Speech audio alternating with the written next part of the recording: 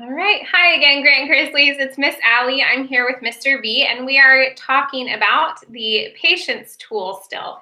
We have that patience tool. We talked about how the hand gesture is like the carpenter who's using that plane to make sure that he can fix the wood, mold it how he wants to without damaging it.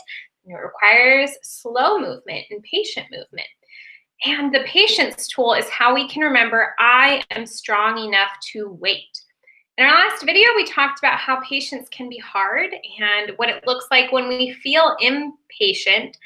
And I want to talk about what happens when we are impatient, when we don't use our patience tool, things that can happen to us. I know for me, I don't know about you, Mr. V, but when I am feeling impatient and I'm starting to get irritated, a lot of times I'll get a stomach ache. My stomach won't feel very good, and sometimes I can get a headache too. I think that I get a feeling of like frustration. I feel like my body gets kind of warm and I get probably like shorter, which would mean like, I might snap a little more. When I'm getting impatient, I don't think as much about what I'm saying, and I might accidentally say something mean, something that I don't really want to say to somebody I care about, but I'm being impatient.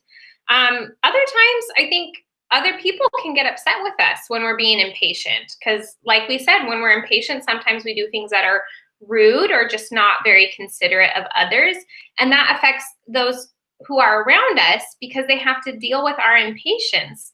Let's talk about for a little bit, what can you say to yourself, or what do you think you can do when you need to wait quietly for something? When you're practicing patience, what can you do that can help in that moment? I think one of the biggest things is I don't focus on the thing that I'm being impatient about, or I don't focus on what is bothering me. I try to focus on other things that I might enjoy. I mean, I can use like an example of if I'm waiting in a line and I'm really impatient, I could sit there and dwell on the fact that it's taking a long time and I'm frustrated because people aren't moving fast enough. I could be frustrated for 30 minutes, or I could people watch and enjoy scenery and things I actually like doing that. And it distracts me from how long it takes. You can read a book, you can listen to some music, maybe go for a walk if you have the ability to do that. I know that the patience tool is also one that we can use along with other tools together. What kind of tools do you think go along really well with our patience tool, Mr. V? I think it ties into being able to be patient with each other when we're not asking for forgiveness and being forgiving, and communication. So working well and communicating with each other. It also ties in with zones too. The hardest part about being impatient is being able to slow yourself down and recognize what you're feeling and then control that, which is super hard. There's a lot of steps there. What do you think, Miss Ali? You know, when you're talking about the different tools, breathing tool is a great one that I know when we introduced the breathing tool at the very beginning, we talked about you can use the breathing tool anywhere at any time. And along with your patience tool, the breathing tool is very helpful because if you're needing to wait for something and you recognize you're starting to get frustrated, maybe you're getting into the yellow zone, the breathing tool is great to help you calm yourself and check in with yourself. Being able to forgive someone else requires a lot of patience because you had something happen that you felt hurt by someone, something they did, maybe something they said. So using the patience tool along with apology and forgiveness is really important. Being able to calm yourself and recognize that you have the strength, you are strong enough to wait while you're working on either forgiving someone else, or you're strong enough to wait while you're working on making sure your apology to someone else is a genuine apology. I'm going to go ahead and do the imagination practice with us. So if you've been doing these videos, you know that I'm going to tell you, make sure that you're sitting comfortably, have your feet on the floor in front of you. Your hands can either be on your lap or they can be on the desk in front of you. Just make sure you're comfortable and you're able to just listen to my voice while I guide us through the imagination practice. We're going to take 3 belly breaths together. So I'm going to count them for us. Go ahead and breathe in.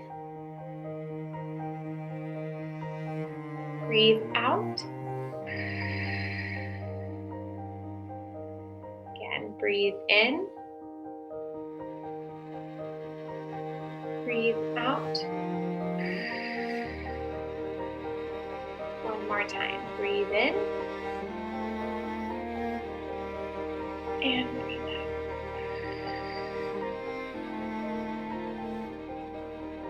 Okay. Remember that you are strong enough to wait. Think about how it feels when you are in quiet waiting. Picture yourself waiting quietly and notice how good it feels.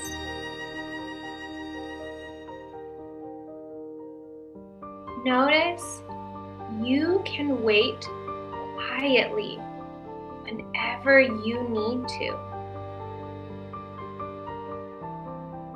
You have the strength to practice patience. Wait quietly whenever you need it.